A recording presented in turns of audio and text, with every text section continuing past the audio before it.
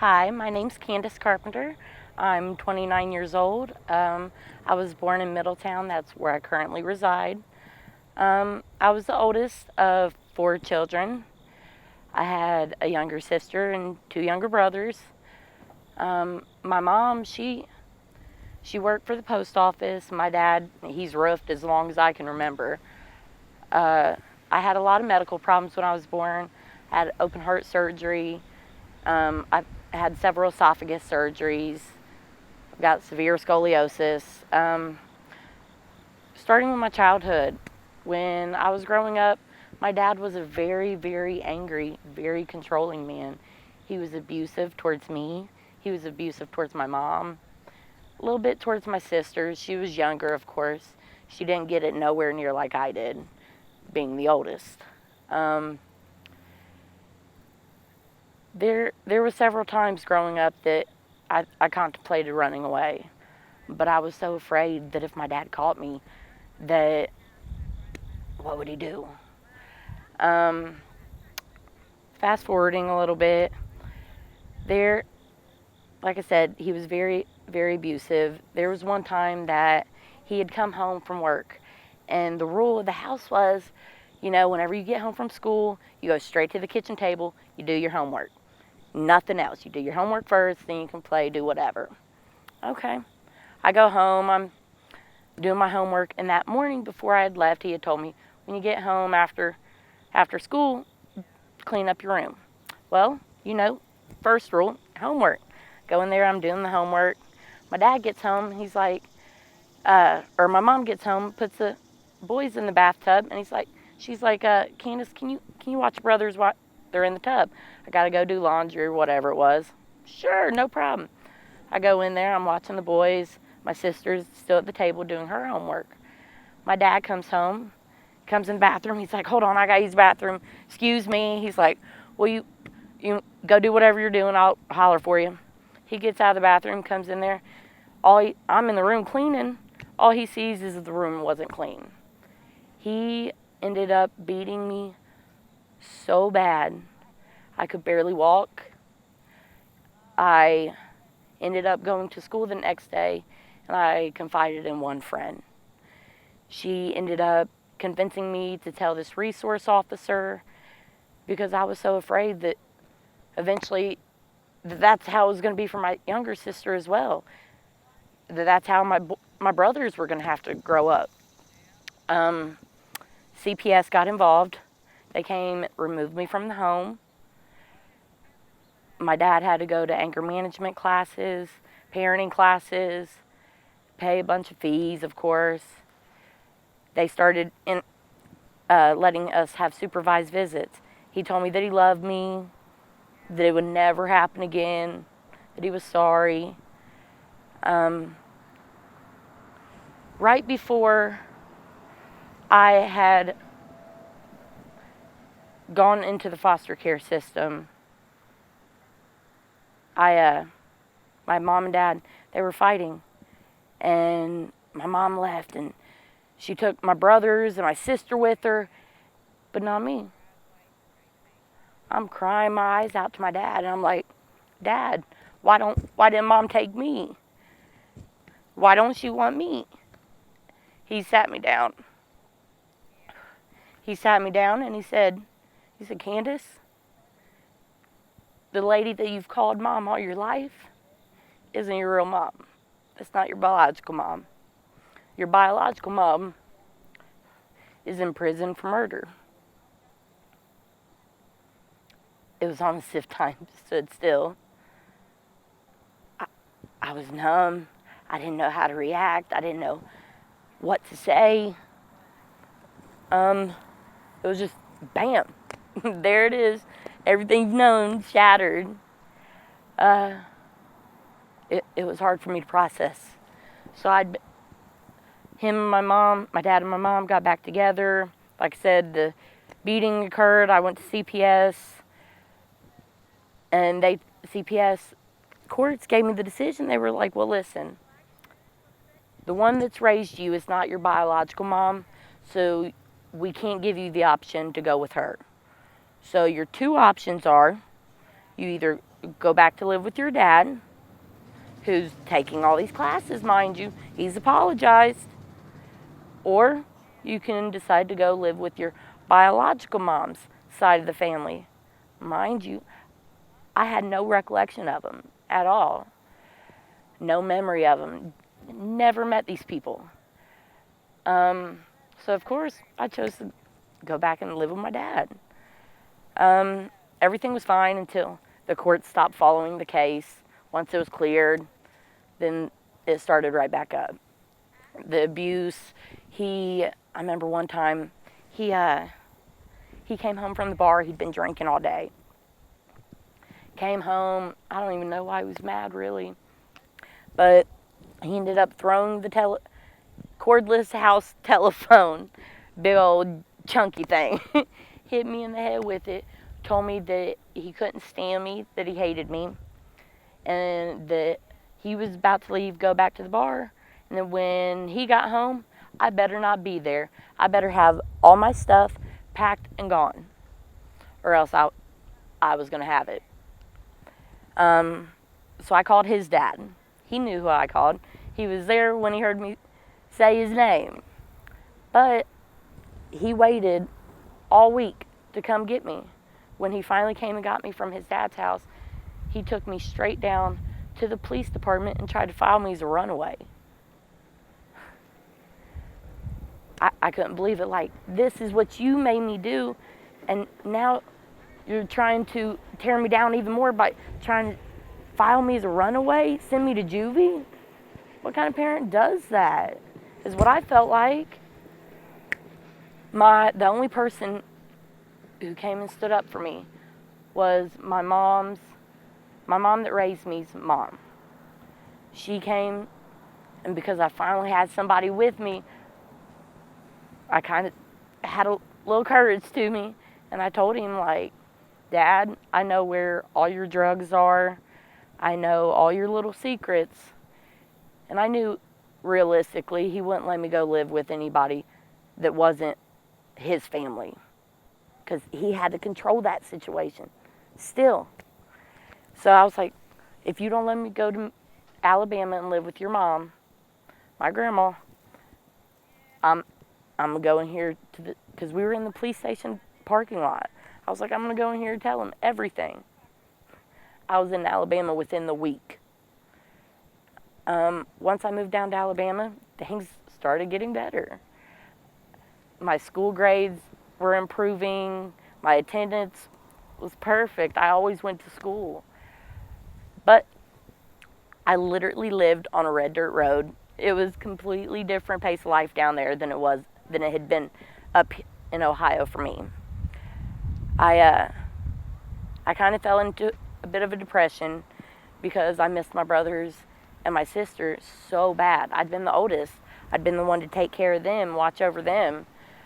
So I was working at this gas station, this grocery store, and there was these guys, they'd always tease me, and they told me, they were like, listen, you could get really messed up on cough medicine.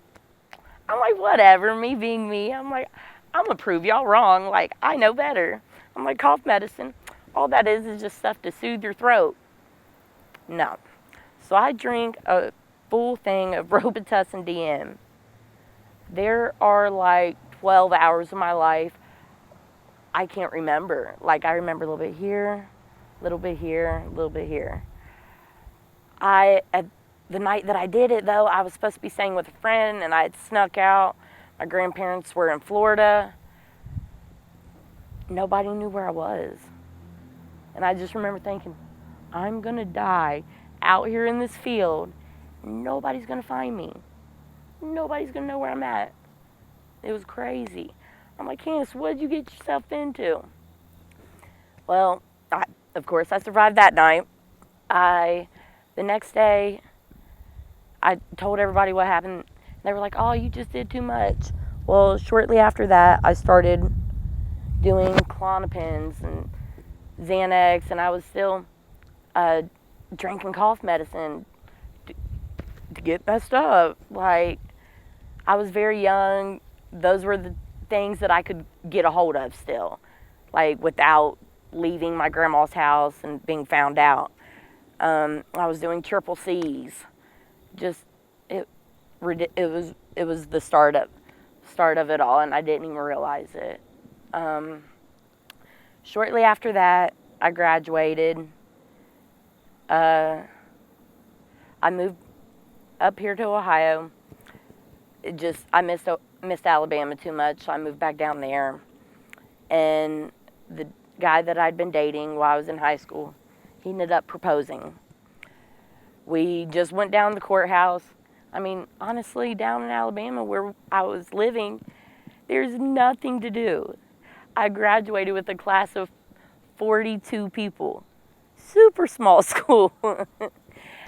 And down there, all you have to do is after high school, you either enlist in the military, you either go work at the trailer plant, you get married and have babies. So I got married. I meant the vows. I don't know that he really did. Our marriage was very distant. I felt like I was always trying to do the right thing, say the right thing, make him happy. I wanted to be the perfect wife, the ideal wife. But he was very distant. So I'd make dinner for him when he'd come home, and I'd take him a plate and sit down right next to him. He'd be like, "What are you doing? Can you give me some space?" Wouldn't even want me next to him. Wouldn't sleep in the same bed with me. So it made me really doubt myself. Like, what's so wrong with me that my own husband don't want me? So I ended up leaving him. It was just too much for me to deal with. I ended up leaving him, and I came up here to Ohio for about a year. Well, started thinking about this idea of divorce. I'm like, you know what, Candace? I want to make sure that I give this marriage my all before I just call it quits. So I moved back down to Alabama to try to make my marriage work. Needless to say, it didn't. I ended up asking for a divorce. He tried to fight it at first. He ended up signing the divorce papers. Well, when he did, that's when he broke down and he informed me that the reason there had been such a distance between us was because during our entire relationship and marriage, he'd been using meth. And I was very naive at the time, and I didn't know the signs. But that's why he was hardly hungry. That's why he was gone all the time. That's why he didn't sleep in the bed with me, because he was staying up all night. That was really, really hard for me. I started doing pain pills. I was still doing the Klonopins and the Xanax. I was smoking weed. I eventually met my oldest daughter's father. Things were great. It was just us. And he had been honest about his past with drug use, and his drug of choice was meth. And he also had manufacturing charges due to cooking meth. In the beginning, things were fine. I thought he was clean. Well, then I called him. Well, as bad as it sounds, my curiosity was spiked because I done had a failed marriage to this drug. Now I've got the person that I'm dating at the time. He's done hidden from me. So I'm like, what's the big deal? Like, what is this? So I talked him into letting me try it for the first time. And I liked it. I felt like I was getting a million things done, and I had all this energy, and it was great. And I thought I had a handle on it. I didn't. Eventually, we ended up losing our place to live, and we were living here and there, and we had talked and decided that we were going to stop using and stop cooking, but here we are homeless, and anybody that was letting us come stay on their couch, they'd be like, yeah, you can come over. we get there, next day or so, couple days, they'd be like, well, listen, you can stay here, but can you cook some of that for us? Man, the cycle will start all over again. It was a lot. You don't realize how draining it is. So, and I don't know what made me decide to just quit, but I felt like, well, maybe if he sees that I've quit, maybe then that'll be enough for him to stick to his guns and he'll quit too. Well, I quit. Now, mind you, I'm still smoking and doing Klonopins and stuff, but like I remember I woke up and I was sick to my stomach. I couldn't keep nothing down. I ended up going to the hospital. I found out I was pregnant with twins. I could not believe it. Part of me, and then of course part of me is like, did I subconsciously somehow my body know that I was pregnant? And that's why I made that decision 2 weeks before I even found out.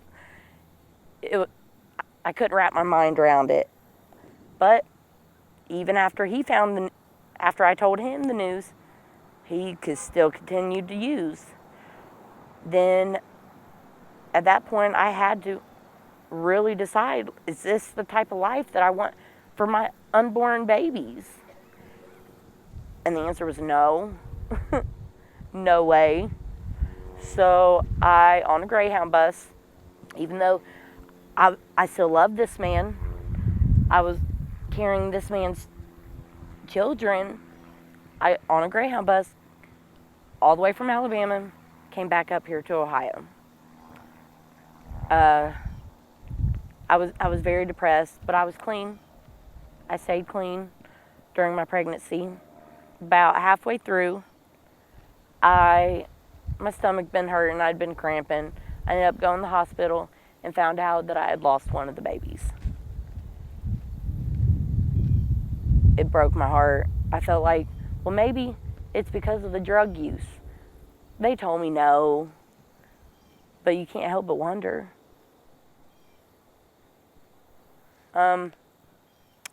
So like I said, I stayed clean, and I'd had scoliosis for a while. Well, after I had my oldest daughter, my back would hurt, and like I said, I've always had a lot of anxiety due to my abusive, violent childhood. After I had my oldest daughter, though, I started having these nightmares, and I'd wake up in a cold sweat, crying, having nightmares of my dad. It was very difficult. I ended up going to the doctor. I was telling him about these nightmares and about this back pain, and of course it's because I'm not used to carry this baby around, carry the car seat. And the doctor's like, all right, well, here, let me write you something. He gave me my own script of Klonopins, gave me a script for pain pills. I'm like, okay. So at first I was doing them as directed. Don't get me wrong, my back, yes, it would hurt. Did it hurt every day? Like I was putting off to the doctor? No. But then that way, they were there whenever I needed them, right? Well, I would do one. After a while, of course, it takes more to get that same effect, get that same feeling. So I'm doing even more. I would, if I was down on cash, I would sell some of my prescriptions for extra money. But then, by the end of the month, I'm out completely, and then I need something. And so I'm scrounging around, trying to find stuff off the street. Then I met my youngest daughter's father, and we were both doing pain pills. We were both doing the Klonopins. We started doing Roxy's. We started doing Molly a couple times. it was a very hectic time. And I lost the place that I was living in. So therefore, I didn't want to be homeless with my oldest daughter. So I sent her to live with my biological mom in Columbus. So then I feel like I'm a failure as a mom. I've had to send my kid away because I can't take care of her. So I start using even more. We were out of everything completely. And I had gone over to my sister's house. And at this time, she was full-blown addict, heroin addict. She was using the needle.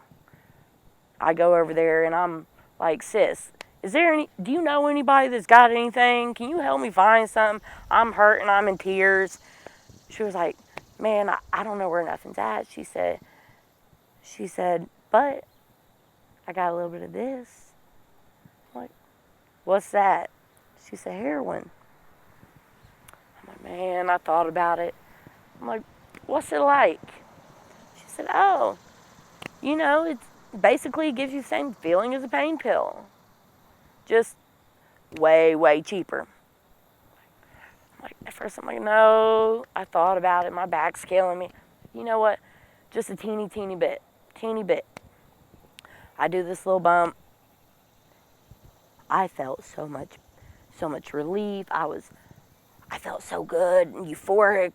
It was great. I'm like, okay, it's not too bad. A couple hours go by. I'm yakking my guts up.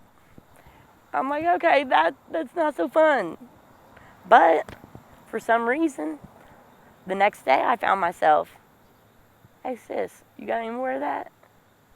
Of course you did. Well, that's where that became an issue. I was only snorting heroin at the time.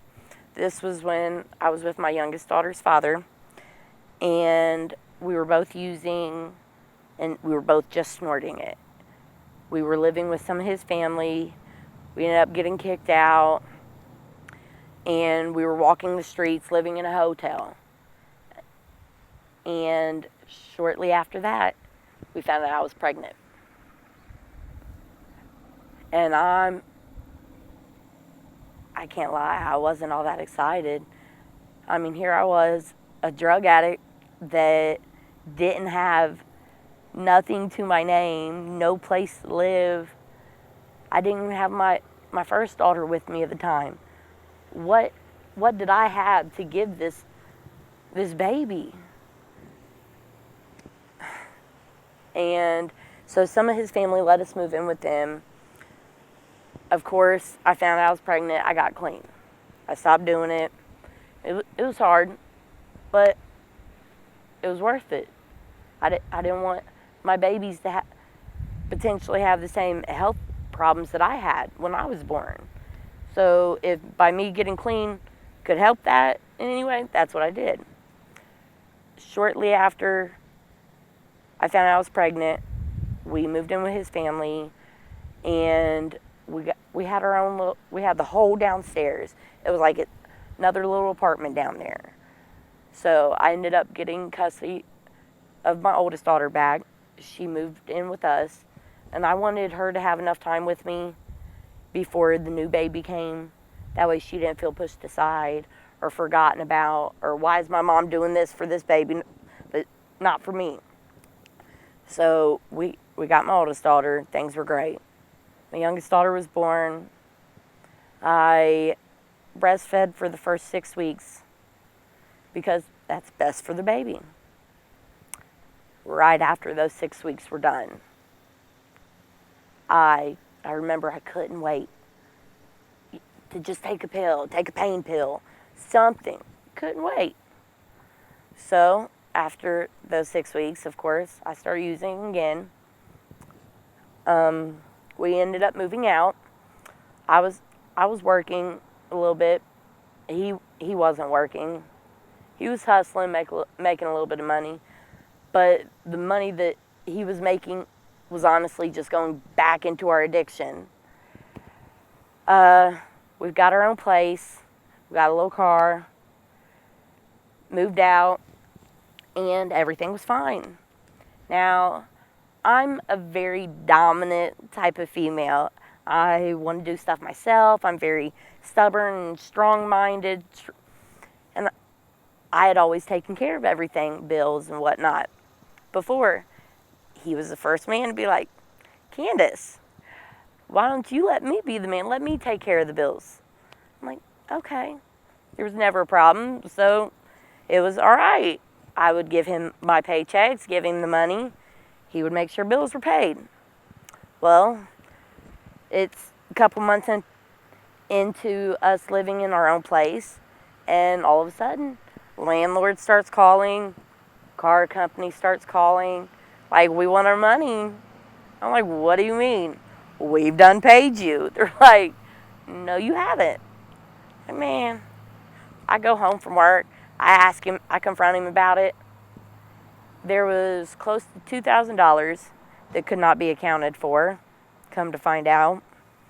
I was the only one working. He wouldn't. Like I said, within 4 days of each other, we got evicted and we lost our car. So of course I've left him. He's moved in with his mom, and I've got both my daughters. And I'm living in a homeless shelter. Well, the rules at this homeless shelter were if you wanted to be able to stay there, you had to sleep there at night. Well, the only job that I had was at a Waffle House, third shift. And so they're like, listen, if you're not here at night, you can't be here during the day. I'm like, well, listen, I've got my 2 kids with me. I'm carrying them as I'm walking, don't have a car. I'm just still trying to do the right thing. During all this, CPS had gotten involved, and when they got involved initially, they told us what the allegations were and whatnot. And at the time, they were like, because of course they come to your home. There's no escaping them. You can't plan this stuff. They just pop up. They showed up and they, like I said, told us the allegations. And then they were like, well, you wouldn't happen to mind if we give you a drug test, like mouth swab right quick, do you? Well, I'd done been trying to get away from the situation, and I'd been taking my Klonopins, but I had a script for those. I'd been smoking weed, but I felt like, oh, they're not looking for that. I felt like I'm good. They do the mouth swab. They swab him, or they tried to swab him, and he refused. So I'm thinking I'm good. I'm thinking he looks shady because he did do it. Well, it comes back,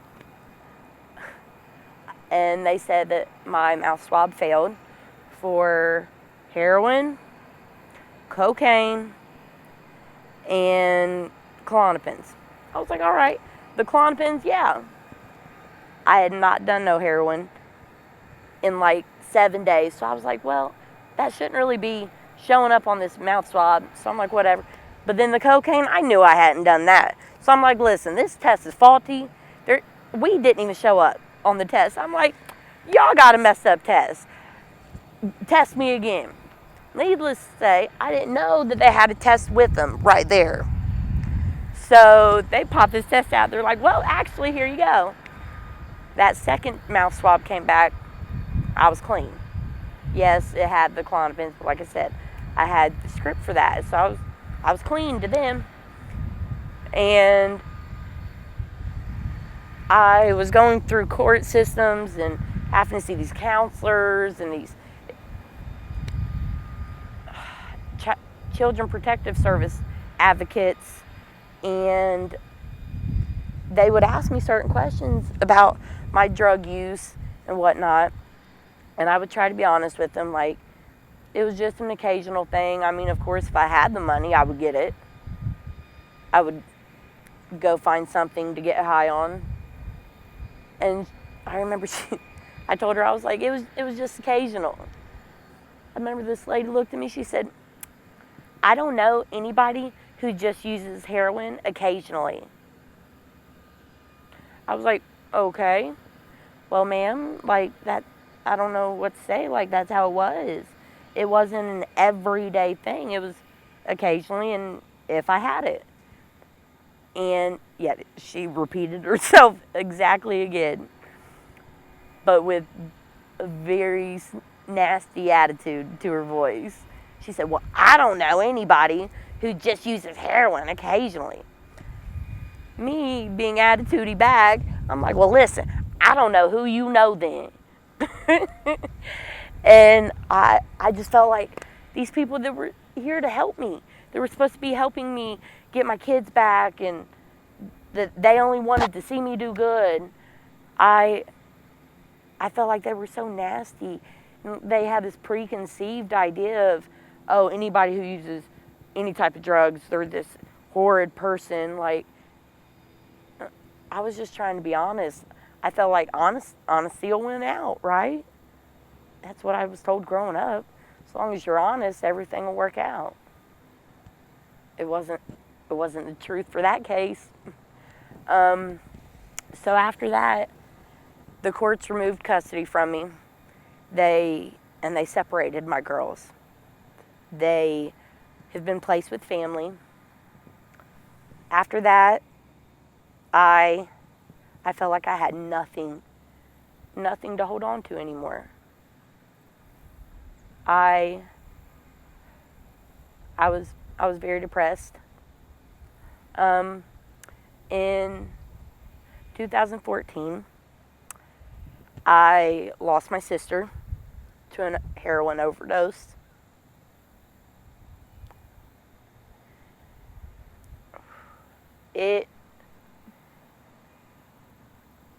I lost myself after that. I didn't know who I was if I wasn't her big sister, her protector. We were both using. So I felt like, why did God take her and not me? I felt very guilty for still being here. My mom that raised me, it was hard for me to go around her because I felt guilty that her firstborn was gone, and here I am. I'm still using. It was hard to face. There was a lot of people that were very disappointed. And so instead of trying to deal with the problem or deal with the disappointment, I masked it. I would go get high again. It got really out of control. Well, then I ended up overdosing. I remember when I overdosed, it was middle of winter, and when they hit me with I guess they hit me with Narcan twice. And when I came to, they had like the oxygen mask on me, and from where the people around me had tried to revive me before the paramedics got there, they tried to put ice on me, ice water. I'm soaking wet. When I come to, they've got this oxygen mask on me. I'm soaking wet. My door is wide open. It's freezing. I'm soaking. And I'm mad. I'm like, who are you? Who are you? Get out of here. I was livid. The cop ended up coming in. They were like, listen, either you can get on the stretcher, you can go to the hospital and get checked out, or you can get in the back of the cop car. All right, where's that stretcher at? So I go to the hospital, I get checked out. Of course, all my family finds out. It was hard. I didn't have any answers for them when they asked me, what are you thinking? Why would you? I was blank. No answer. Couldn't explain it. It was what I did. After losing my kids, like I said, it was very difficult. I felt like I needed to stay numb. I couldn't face reality in the least. After I overdosed, I decided, like, maybe I should stop doing heroin, because it was killing off everybody around me, everybody in my hometown, Middletown. falling off like flies, excuse the expression. But everywhere I seen, there was death. And it was all from heroin. So I'm thinking like, and then that's when meth started becoming popular in Middletown. And I had done meth before when I lived in Alabama, so I'm like, okay, I already know I like it.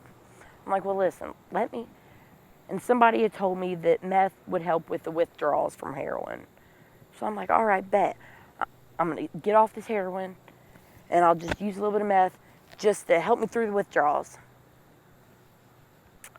All I did there was trade one hell for another.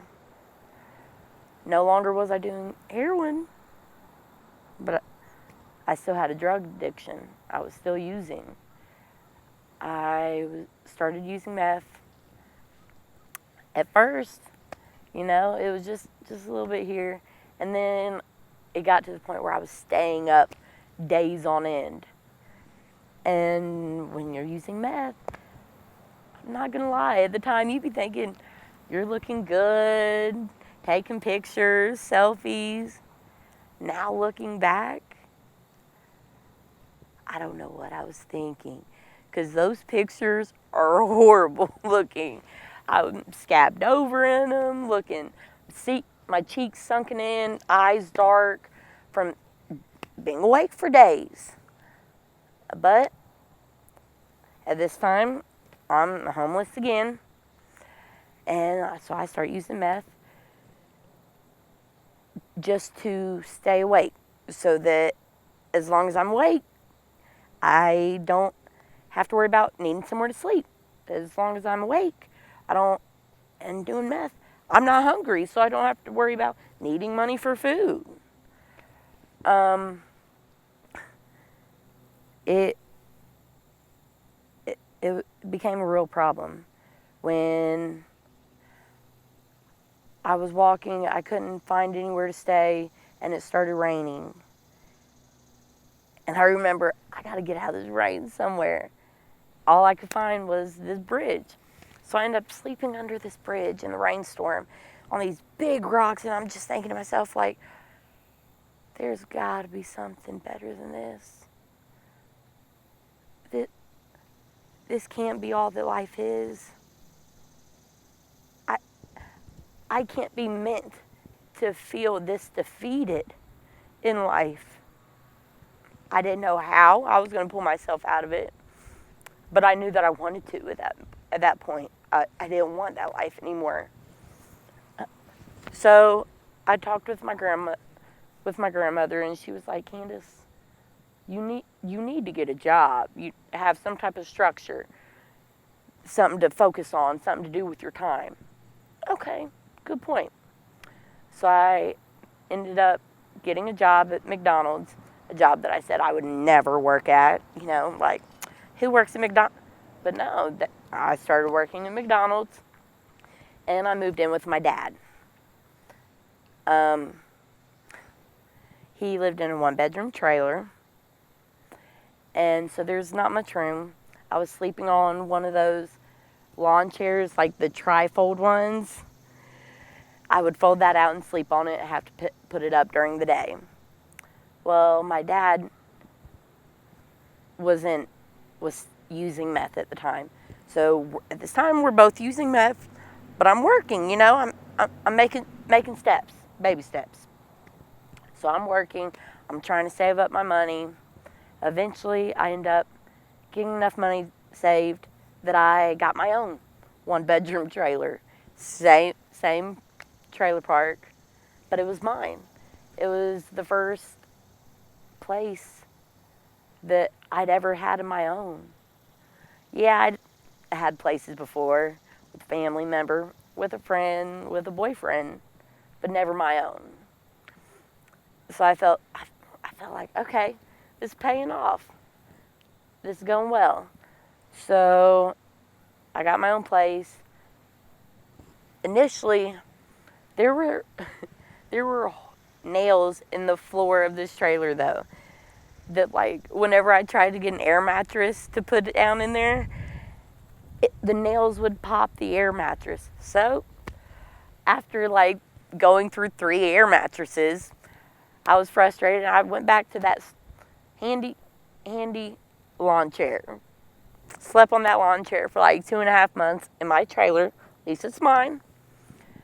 And I was working all the hours I could because I felt like as long as I'm working, that's time that I'm not spending wanting to get high, getting bored, wanting to go, oh, let's just do a little bit. No. I eventually got furniture and whatnot. Well, through my entire addiction, I had the man that I'm now dating. We had been friends. We were friends for 2.5, almost 3 years. And don't get me wrong, he expressed his interest in wanting to date me, but I just needed a friend. I was going through too much. I was a mess.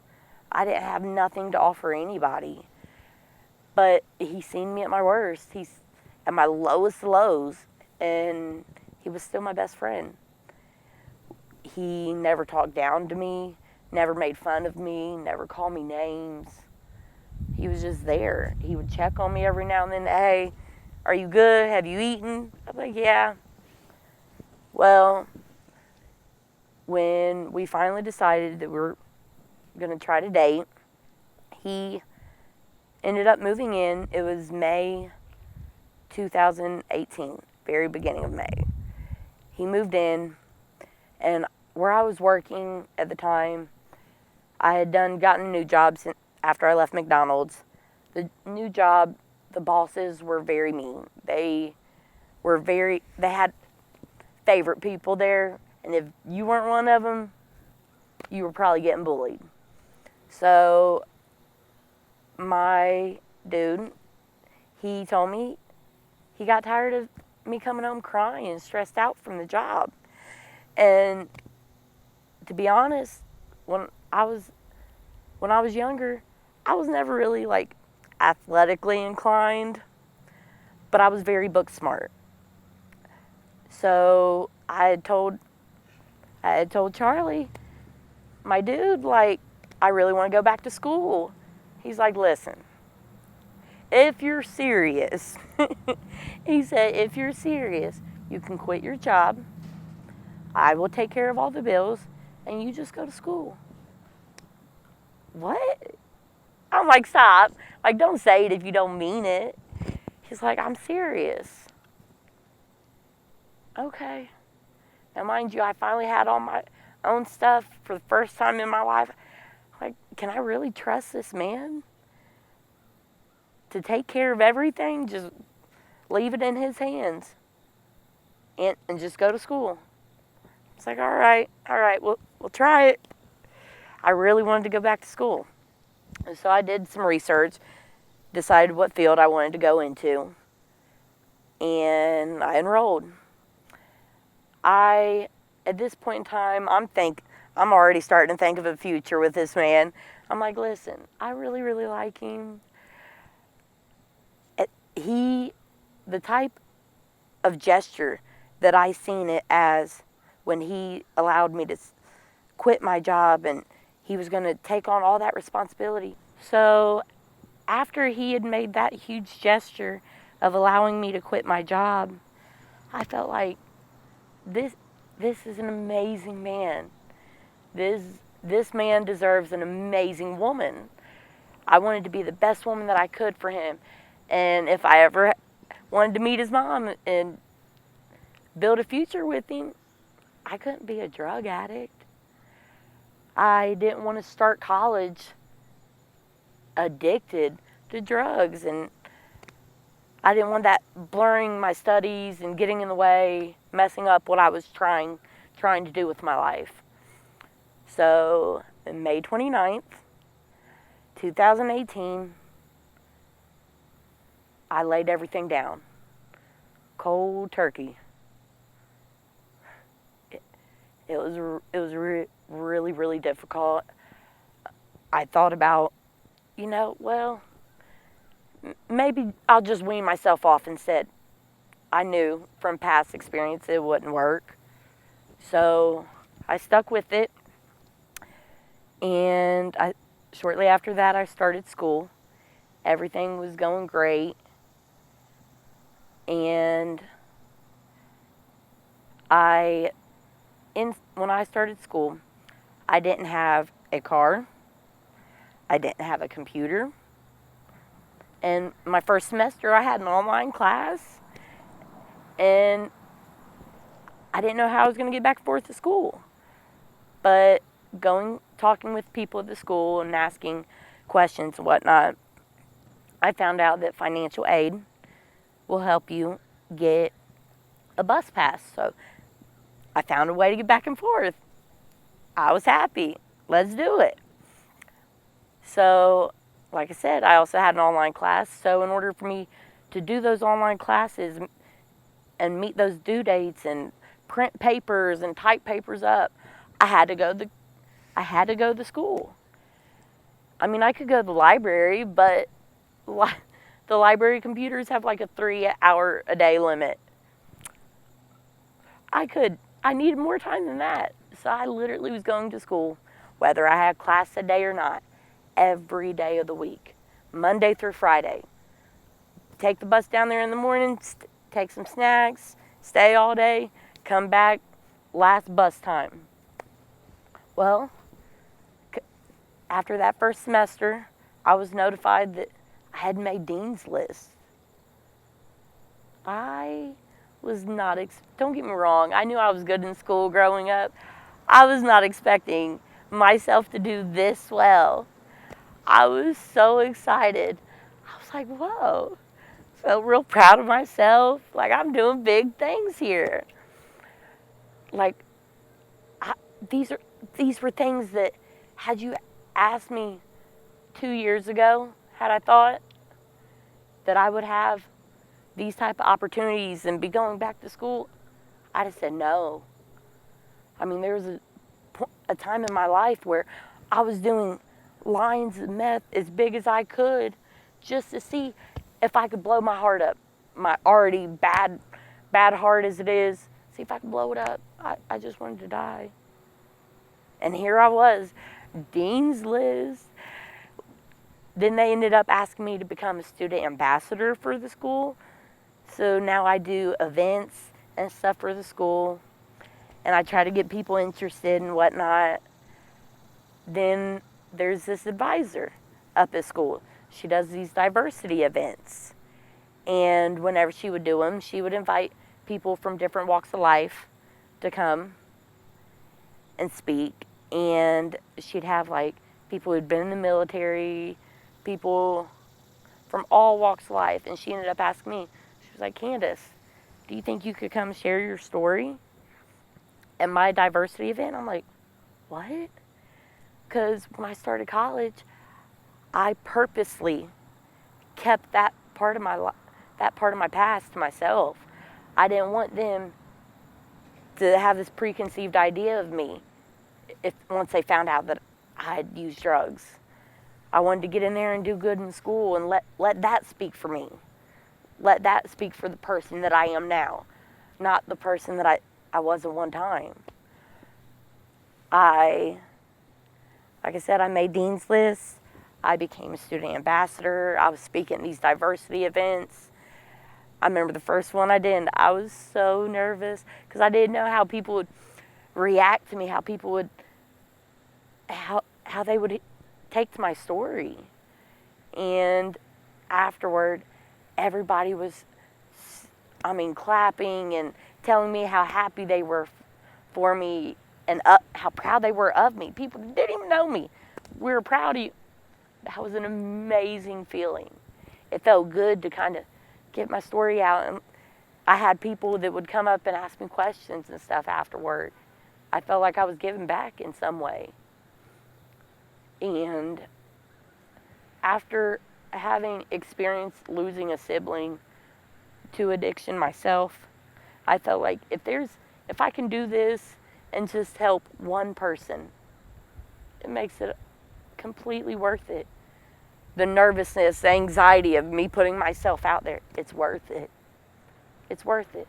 I want other people to know that there's others out here that have been through it and have fought and know the struggle. of digging yourself out of that hole that, yeah, you probably created yourself. But it's been so uplifting. I feel so much better about myself. Like I said, I had no car at the time. We now have not one, but 2 vehicles. I have been accepted into my program for surgical technology. I've maintained the dean's list. I remember I had, when I first got clean, because of my prior drug usage, I had this giant gap in between my 2 front teeth from where the drugs had just eaten away my teeth. And I was so embarrassed about it. I've got my teeth fixed. I got all my taxes caught up. I've got all my child support caught up. I can finally see my oldest daughter now. And my grandma that's got custody of my oldest daughter, she's also got custody of my nephew, who was my sister's little boy. So now they're being raised more like cousins as opposed to, or more as brother and sister as opposed to cousins. And so whenever I do for one, I do for the other. The first time I ever got the Dean's List certificate, they had like a little ceremony, and I got to have my daughter and my nephew and my mom and my grandma and my boyfriend all come to the ceremony and see me get this certificate. Some people would be like, oh, it's just a little piece of paper. This was a huge deal to me. It was first time in 5-6 years that I was able to be like a do as I do instead of a do as I say when telling my kids to do good in school. Like, look, mommy's doing it. And it was the most amazing feeling. I can't even put it into words. Like I said, recovery has been the best decision that I've made probably in my whole life. I never want to go back to the person that I was. I love sharing my story and helping other people to know that they're not alone.